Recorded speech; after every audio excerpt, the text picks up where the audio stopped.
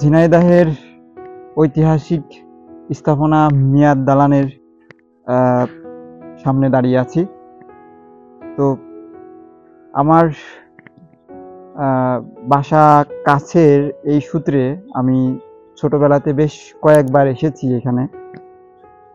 অবশ্য বড় হয়েও এখানে এসেছি বেশ কয়েকবার, কিন্তু তখন এই স্থাপনার কোনো মালিক কিংবা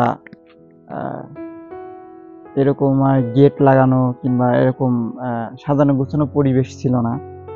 তো আজকে এই মিয়াদ দালানের এখানে ইতিহাস জানার উদ্দেশ্যে আরেকটু কাছাকাছি আসলাম। আজ থেকে ৫-৭ বছর আগে কিন্তু এই মিয়াদ দালানে কোনো মালিক ছিল না।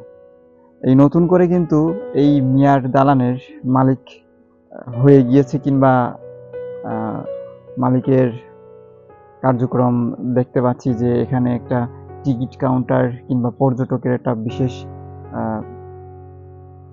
ব্যবস্থা রাখা হয়েছে। তো আমরা এসেছি এখানে, কিন্তু চারিদিকে তালা লাগানো। এখানে যিনি দায়িত্বে আছেন তাকে আমরা খুঁজে পাচ্ছি না। দেখি চারিদিকে একটু ঘুরে তাকে খুঁজে পাওয়া যায় কিনা। ঝিনাইদহের ঐতিহাসিক এই ভবনে প্রতিটা ইটে, প্রতিটা ঘরে জমে আছে ইতিহাস ও সংস্কৃতির ছোঁয়া।